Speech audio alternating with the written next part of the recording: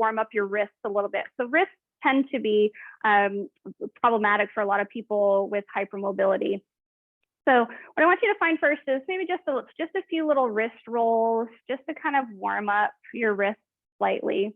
And a lot of times when we have wrist discomfort, it's because there's just way too much pressure on your hand when it's directly above your wrist, right? So we want to kind of minimize the number of wrinkles we have right at the wrist joint when we're on our hands, if that tends to be a problem. And there's a nice little test that you can do to see if you'll be able to handle the weight on your hand, right? So if you take your hands together and you lower down, and you stop right about here before you get some tightness through your forearm, right? It's going to be really hard for you to be on your wrist where your forearms are directly above your wrist. That's going to be quite a bit of a stretch, right? So give yourself a little test. You can see I can go down quite far.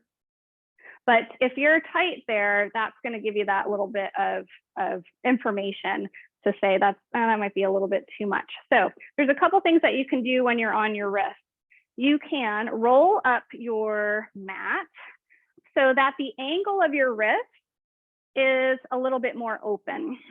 The other thing that I utilize a lot in class is handles, right? So handles are great.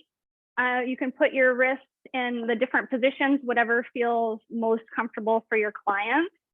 So that's an option as well. So if you see a lot of people with wrist issues or hypermobile clients, having handles will come in handy quite a bit.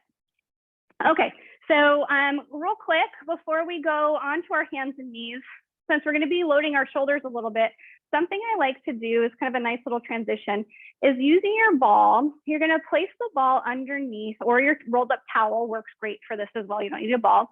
You're going to place the ball underneath your arm, right about at your elbow. And you're going to do those little isometric squeeze and release. All right, just a little push and release. And we're encouraging the shoulder blade to glide down your back while keeping the neck nice and soft, right? We want the shoulders to feel nice and supported here. I do 8 to 10 of these, maybe it's a 3-second hold.